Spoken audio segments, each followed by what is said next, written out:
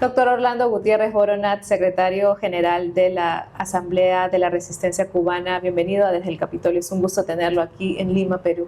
Es un placer estar aquí con un periódico que respeto tanto por una labor periodística comprometida con la verdad. Gracias. Doctor Orlando, cuéntenos cuál ha sido su experiencia hablando con ahora el gobierno de la nueva presidenta Keiko Fujimori. ¿Cuál ha sido la relación entre ahora Cuba con el gobierno de, hablando Cuba como organización activista, ¿verdad?, con el gobierno de Fujimori? La líder y ahora presidenta Keiko Fujimori tiene un historial muy largo de apoyo a la causa de la libertad de Cuba. Tenemos una relación en la Asamblea de la Resistencia Cubana muy larga con ella. Hemos visto su compromiso con el tema de los derechos humanos, su anticomunismo intelectual, basado en un conocimiento de lo que ha sido el comunismo en el mundo entero. Es una persona con un profundo sentido social que rechaza precisamente el daño que le hace el comunismo a la sociedad. Entonces fuimos invitados, la Asamblea, como invitado especial a esta inauguración, lo cual considero un reconocimiento a la resistencia, un respaldo a la resistencia cubana.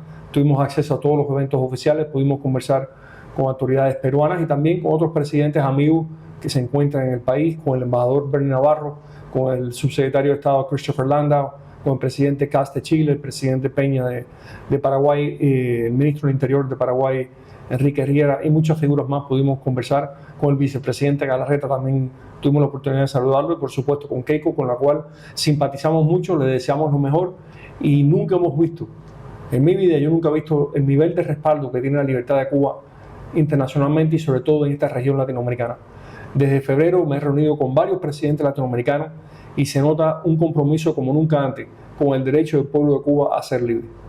¿Por qué cree que es este respaldo tan particular que usted encuentra en la presidenta Keiko Fujimori? Creo que Keiko Fujimori, al igual que otros presidentes, están muy conscientes de la injerencia del régimen catrocomunista en Perú, del daño que han hecho históricamente en Perú.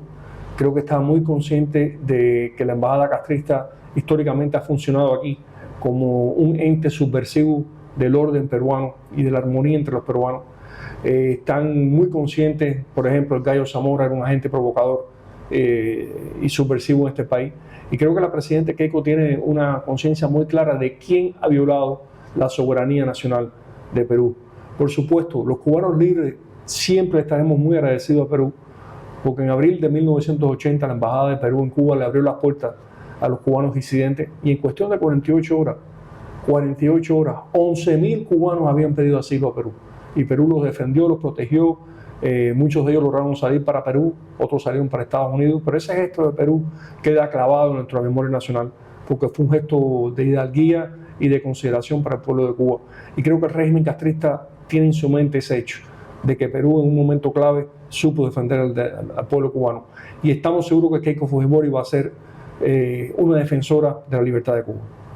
Doctor Gutiérrez, si para nuestra audiencia nos puede dar un poco de acceso a cómo eran las conversaciones con la presidenta Keiko, qué era lo que ella decía sobre Cuba, cómo estaba ella concientizada, ¿nos podría compartir un poco? Yo puedo hablar sobre mis conversaciones con la presidenta Keiko antes de ser presidente. Después no quiero caer en infidencia, pero siempre he visto ella un conocimiento profundo de la realidad cubana, la avidez de comprender la realidad cubana, de escuchar la realidad cubana. Tuvimos una conferencia muy importante de partidos políticos latinoamericanos en Miami y ella estaba completamente enfocada en el panel que hablaba sobre Cuba y hacía preguntas.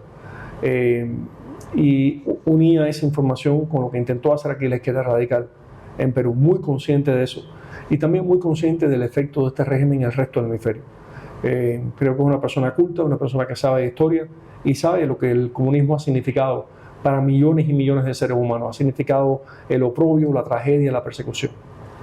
Doctor Gutiérrez, usted viene de una ciudad que prácticamente se considera latinoamericana, que es Miami, que es donde está no solamente una alta comunidad latina, sino también una comunidad cubana muy consciente de la realidad. Ahora, que usted ve un bloque latinoamericano, un mapa de Sudamérica que antes estaba rojo y que en cuestión de años ya se volvió, digamos, para el ala democrática.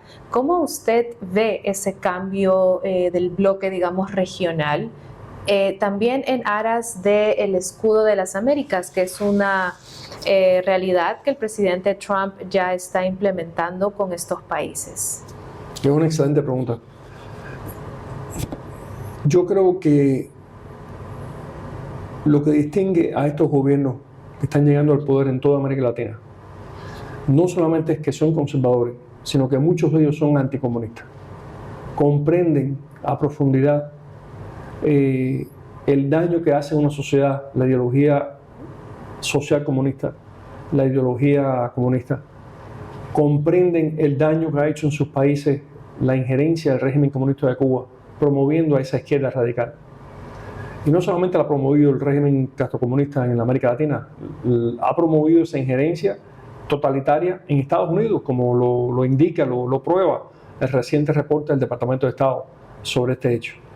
Creo que son anticomunistas porque intelectualmente, visceralmente, culturalmente rechazan al colectivismo que quiere imponer esa ideología. Y porque se dan cuenta estos presidentes, que están muy capacitados, de que el comunismo es un agente histórico, que no cree en naciones, no cree en cultura, no cree en tradición, no cree en la religión, violenta todas esas fronteras, violenta todas esas identidades para poder propagar una ideología que niega lo más fundamental en el ser humano, que es su espíritu, que es su trascendencia. Eso es lo primero. Se le están llegando al poder no solamente gobiernos conservadores, sino gobiernos anticomunistas. Eso es clave. Porque hay el conservador que no sea anticomunista está abierto a la subversión comunista. Porque no entiende cuáles son las líneas que van marcando esa penetración de ese pensamiento. Y creo que esa distinción es bien importante. En segundo lugar, creo que hay un gobierno de los Estados Unidos que tiene esa conciencia anticomunista, que quiere un hemisferio unido para promover la libertad y la prosperidad. Creo que en esa visión, tener estados comprometidos con el comunismo, en el centro del hemisferio, como es el caso de Cuba, en Nicaragua, es el principal obstáculo a lograr un escudo de las Américas que proteja a las Américas del caos o las ideologías autoritarias de otras partes del mundo. Estoy hablando específicamente de la injerencia chino-comunista y la injerencia de la Rusia imperial. Creo que esos dos factores son clave. Y que Estados Unidos siga tolerando y aceptando, junto con el resto de América Latina, la existencia de ese régimen que le ha sido impuesto al pueblo cubano. Un régimen totalitario que no fue electo al poder. Va en contra de los intereses y los valores, sobre todo los valores, porque las naciones definen sus intereses en cuanto a sus valores. A los valores de Estados Unidos, a los valores de lo que es la América Latina. Por primera vez, yo desde febrero me he reunido con varios presidentes y vicepresidentes y cancilleres latinoamericanos. Veo esa conciencia. Veo esa conciencia que es una unión de valores con interés nacional. Que dice, ¿por qué vamos a seguir tolerando este status quo? Ese status quo se lo impuso al hemisferio, se lo impuso a Estados Unidos una élite socialista, liberal, que pensó que se podía acomodar con el comunismo para que le controlara las masas. Y eso es una mentira, eso no ocurre así. Lo que hace es destruir los pueblos y crear poblaciones que están completamente adoctrinadas y controladas para lo peor. Y va disminuyendo el nivel de vida de los pueblos y por tanto va generando una emigración masiva como la que están sufriendo muchos países, incluyendo Perú, una migración ilegal. Todo esto va junto y creo que el Epoch Times ha hecho un gran trabajo en documentar de manera investigativa todo lo que esto ha generado. Entonces creo que por esas razones, esta toma de conciencia, hay que llamarla así, esta toma de conciencia en América Latina va junto con un despertar estratégico de Estados Unidos que llegó el momento de unir al hemisferio para promover los valores y los intereses comunes. Doctor Gutiérrez Boronat, y muy bien mencionó el informe de hace poco del Departamento de Estado. Obviamente para el pueblo cubano esto no es algo sorprendente, no es sorprendente el espionaje cubano y hasta qué extensión llegó a infiltrar el gobierno de Estados Unidos. Pero ¿qué nos dice sobre esta infiltración cubana dentro de Sudamérica? Porque tal vez eso es algo que no se escucha mucho. Para el régimen comunista de Cuba no se creó para el bien del pueblo cubano. El régimen comunista de Cuba no se creó para levantar y engrandecer la nación cubana. El régimen comunista de Cuba se creó para tener una plataforma estratégica desde la cual subvertir y conquistar al resto de América Latina para la ideología comunista. El régimen comunista de Cuba jamás ha actuado en defensa de los intereses y los valores de Cuba. Si fuera así, Cuba no hubiera dejado de ser una potencia agrícola. Cuba era una potencia agrícola latinoamericana hasta 1959. En cuanto entró el comunismo con sus políticas colectivistas y estatistas, que todos los que han pasado por comunismo conocen, cayó la producción agrícola cubana. Y Cuba como nación fue incapaz de seguir alimentándose a sí misma. Donde quiera que haya caído el comunismo, hay un quebranto de la agricultura, hay un quebranto de la tierra, porque es un orden antinatural. Ese es un ejemplo de las muchas cosas que hizo ese régimen en contra del interés nacional cubano. Entonces, ese régimen se creó como una plataforma para subvertir la América Latina. Aquí vino uno de los principales personeros de ese régimen, Ernesto Guevara. Invadieron a Bolivia para imponerle el comunismo a los bolivianos. Mataron bolivianos viniendo de afuera con una agenda que nada tenía que ver con Bolivia para imponerle ese comunismo a Bolivia. Perú ha sufrido una y otra vez de los intentos de subversión de Perú, que era un lugar muy importante para el comunismo. Y yo puedo ir país por país en este hemisferio e indicar claramente la injerencia radical comunista promovida por el régimen comunista de Cuba en toda la región. Todos han padecido esta violencia, sea la violencia del terrorismo armado o la violencia cultural de querer destruir valores, destruir tradiciones y destruir a la familia en cada país. Cuando digo la familia, comunidad social, comunidad de transmisión de conocimiento, de valores espirituales. El comunismo detesta a la familia. ¿Va a ser fácil para estos nuevos gobiernos latinoamericanos, como en Perú, dentro de poco, en Colombia, los ahora recientes en Chile? ¿Va a ser fácil combatir el régimen de Cuba desde Sudamérica? En estos momentos no parece fácil, porque es un régimen con un aparato de seguridad muy bien organizado, con una red de apoyo que han construido durante años de tolerancia para ese régimen. Pero si hay la decisión de apoyar al pueblo de Cuba, de tener un hemisferio más seguro eliminando ese régimen, y yo creo que hay, después veremos cuán rápido se logró esa derrota de ese régimen, porque a fin de cuentas la ideología comunista es artificial, no se basa en la naturaleza humana, sino en el rechazo a la naturaleza humana. Y lo que parece ser un gran poder desaparece cuando se le enfrenta con firmeza, como vimos en Europa Central, como vimos en Europa del Este. Pero creo que el camino del desarrollo y la prosperidad está ahí, en la libertad, en la democracia, en un orden incluyente. Es un libro que ha tenido mucho éxito que se llama Why Nations Fail, que precisamente describe cómo los países con instituciones incluyentes son los que más avanzan. En 1949, Cuba era 10 veces más rica que Taiwán. ¿Qué ha pasado con Taiwán y qué ha pasado con el régimen comunista en Cuba? Un país que estaba al frente de América Latina en muchos renglones, ahora está destruido por un régimen que no ha sabido defender los intereses de los cubanos. Doctor Gutiérrez, y me remonta un poco esta infiltración cubana, un poco en, digamos, las acciones concretas que deberían tener estos gobiernos sudamericanos para combatir al régimen castrista, más allá de lo que Estados Unidos esté haciendo desde su plataforma, pero los gobiernos tal cual, aquí desde Sudamérica, ¿cuáles son las acciones concretas que se necesitan tomar para ir enfrentando? Recomiendo 3 cosas. Número 1, cerrar las embajadas castristas. Lo recomiendo respetuosamente, consciente de que cada país tiene su realidad nacional. Cerrar las embajadas castristas como ha hecho Ecuador, como ha anunciado Colombia, como ha hecho Costa Rica. Las embajadas castristas no están ahí para servir una función diplomática, para acercar a los pueblos, están ahí para subvertir el orden interno de cada país en el cual están. Son madrigueras de odio, son madrigueras de espionaje. Así que lo primero que debe hacer un gobierno democrático, y de nuevo lo sugiero respetuosamente, lo sugiero con conciencia de las realidades de cada país, es cerrar eso, no quiero decirle ni sedes diplomáticas, cerrar esa gente, esos agentes malévolos que están en cada país para promover doctrinas todo lo contrario a lo que esos países necesitan. Expulsar las brigadas médicas. Esas brigadas médicas tratan a los médicos cubanos como esclavos y su función real es una de subversión social y de promoción de la inteligencia castrista. Creo que otro factor clave es que los gobiernos enseñen a la juventud. Pongan ahí la información de lo que es un régimen comunista, de lo que ha pasado en China con el comunismo, de lo que pasó en Rusia, de lo que pasó en Cuba, el horror del comunismo en Cuba, el horror del comunismo en Nicaragua. ¿Cuál es el saldo humano de esta ideología divorciada de la vela?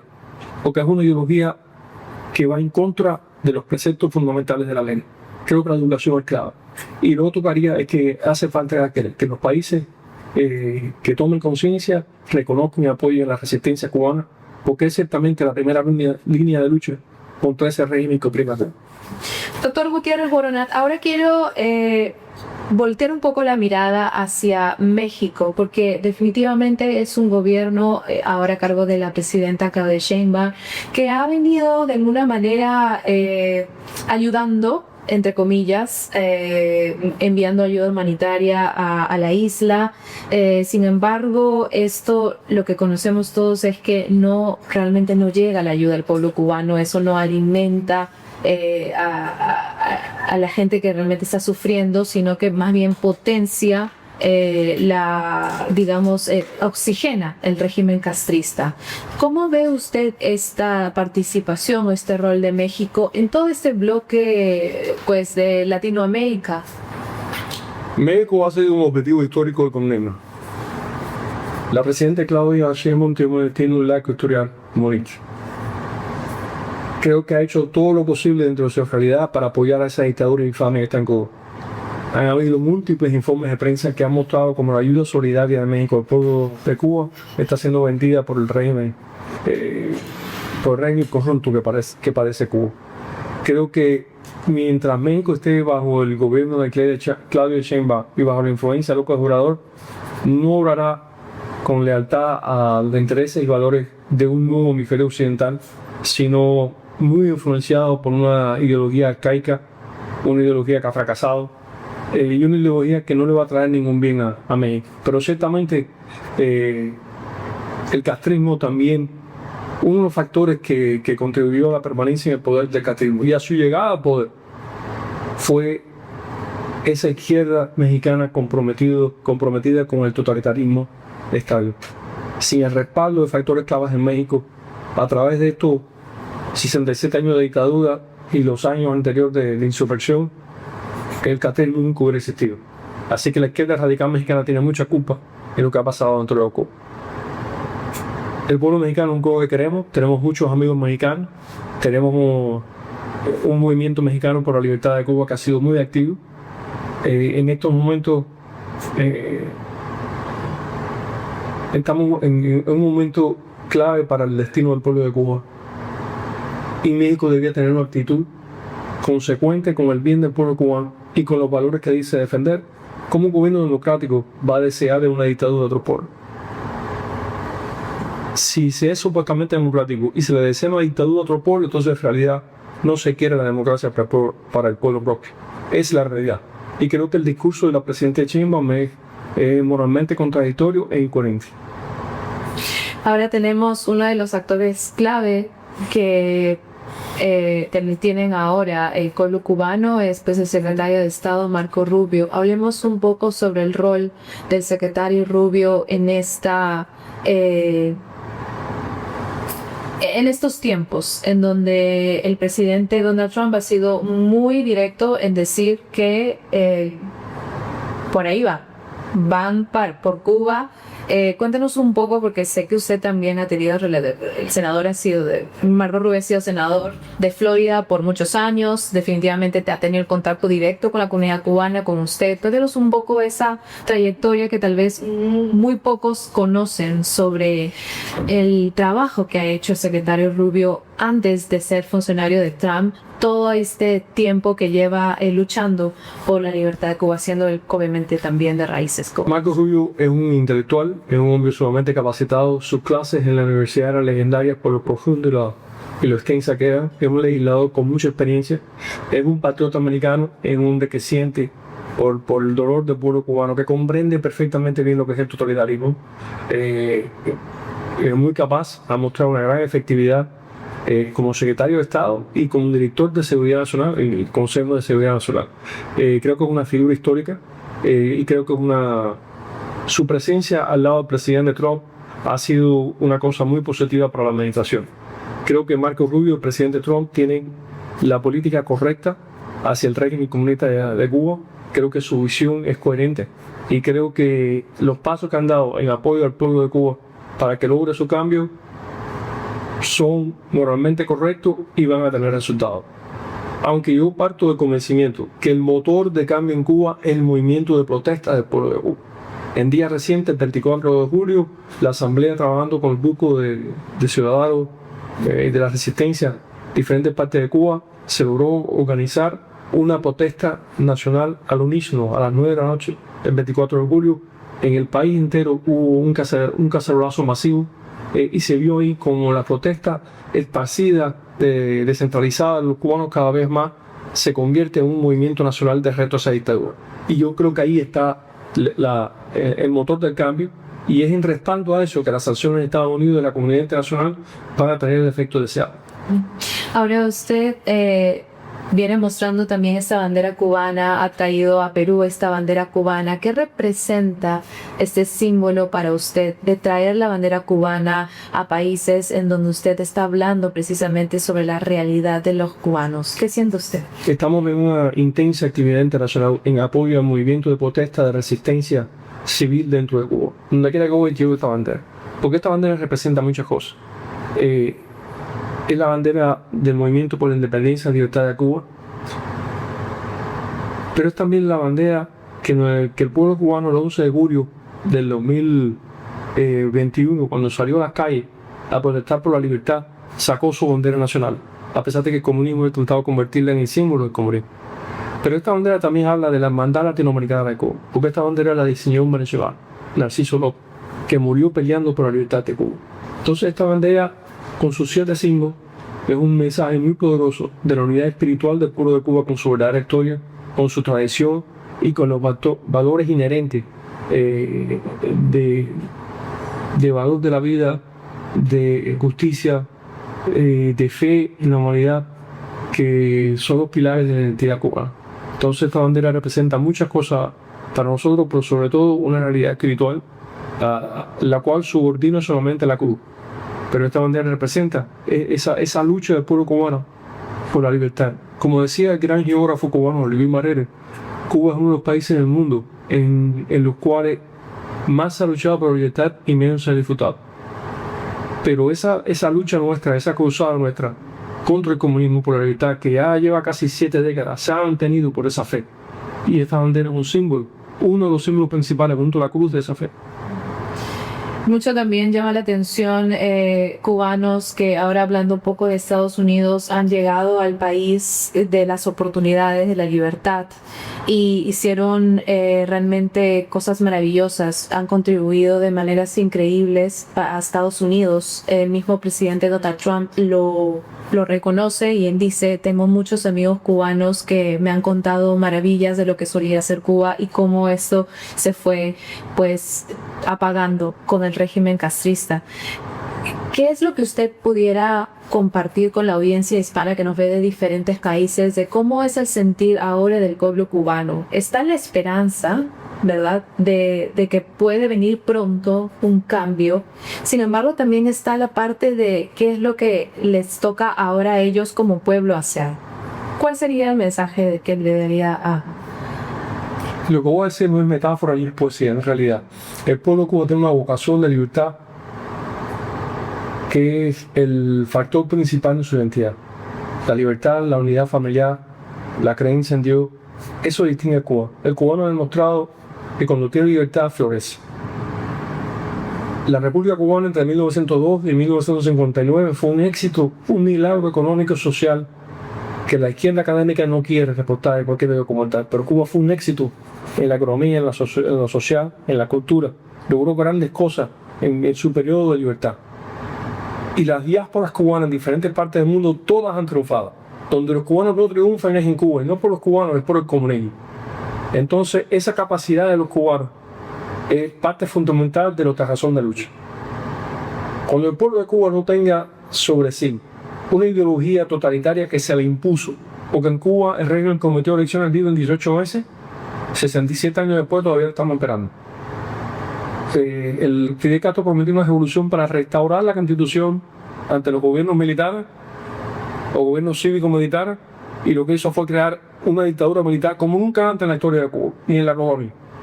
Una vez que nos quitemos de encima ese espectro que va por el mundo destruyendo naciones, entonces se va a ver cómo el cubano logra recuperar su vida.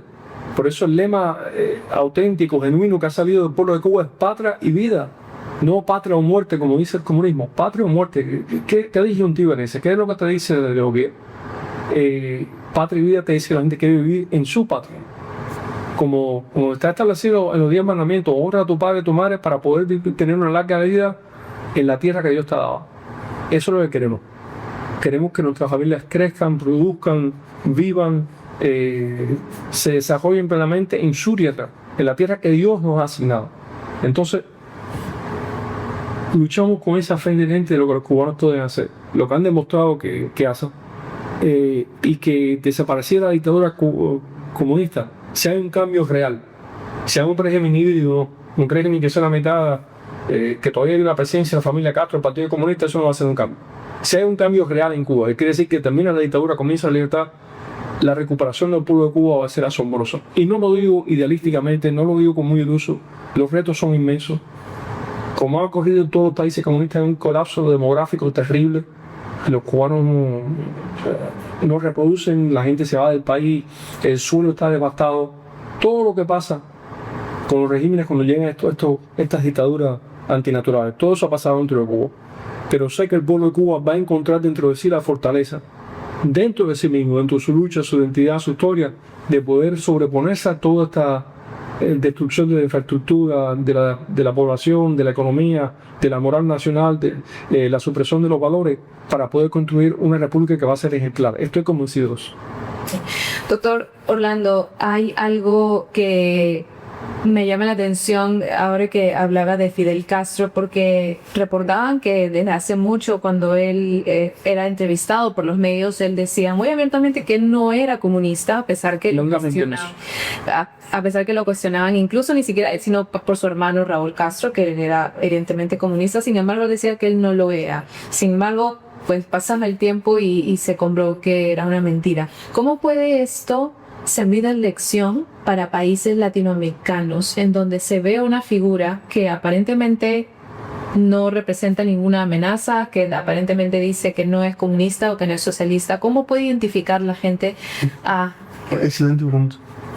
Hay múltiples indicaciones de que Fidel Castro era miembro del Partido Comunista Cubano antes de 59. Hay un libro muy importante que se ha publicado, se llama El Sueño Caribeño, por César René Aguilera, que detalla precisamente el rol del Partido Comunista Siniestro en la sociedad cubana antes de Castro, y cómo Castro estaba vinculado con eso.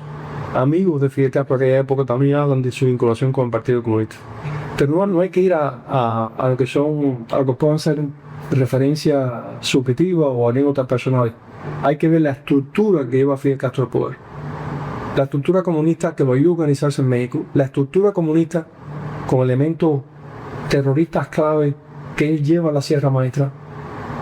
¿Quién tenía el control de la escuela de líderes comunistas en Minas del Frío durante el periodo de la rebelión en la Sierra Maestra? El aparato que baja de la Sierra Maestra llama un aparato comunista, porque Fidel Castro tuvo permisión para eso. ¿Cómo conoció a Guevara? ¿Cómo conoció a los otros elementos clave del comunismo internacional que vinieron al lado? Todo eso demuestra que era una operación comunista radical para ocupar un espacio en América Latina que no tenían hasta ese momento. Entonces, ¿qué yo le diría al público latinoamericano? Mira, una cosa es que un político mienta y todo el mundo sabe que ha mentido y le denuncia la mentira. Otra cosa es que en la ideología comunista no existe diferencia entre la verdad y la mentira. Es absolutamente relativo lo que es verdad y lo que es mentira para ellos. Ellos parten de la premisa de Marx que cada etapa de producción tiene una ética diferente y por tanto lo que es mentira un día va a ser mentira, va a ser verdad el próximo. Y hay un principio que era fundamental en los marxistas y en los nazis, que es el principio del polilogismo. Que dos cosas contradictorias pueden ser verdad a la misma hora. Imposible. La mente humana no está diseñada así. La mente humana, como decía San Agustín, tiene un compás hacia la verdad. Tiene un compás hacia el bien. ¿Cómo va a ser posible? Sería imposible la acción social colectiva si dos cosas que se contradicen podrían ser verdad a la misma vez. Eso es antihumano. Pero eso lo utilizan el comunismo como un mecanismo, un instrumento de poder. En sí, el logaritmo no es ni tan siquiera una afirmación filosófica, es una instrumentación de poder. Haz lo que tengas que hacer para tomar el poder. Y no lo hemos visto ni otra vez. Hugo Chávez no prometía que él no era comunista, que él no iba, que lo que había en Cuba era una dictadura, que no iba por eso en Venezuela. Una y otra vez no nos mienten, y una y otra vez la mentira no resulta en un colapso, un desastre generalizado. Ahí está la evidencia histórica. El que quiera llevar a las universidades a esta altura esa doctrina de odio, el que les pasa, está cometiendo un crimen de esa manera. Doctor Orlando Gutiérrez Morona, ha sido un gusto tenerlo aquí desde Lima, Perú. Espero que esa no sea la última vez que nos veamos, tal vez en Miami, tal vez cuando haya unas buenas noticias para el pueblo cubano, y desde aquí por nuestra solidaridad. Es indispensable un buró del Epoch Times en Cuba, en La Habana, cuando salga. O sea, así sea. Muchas gracias por estar aquí.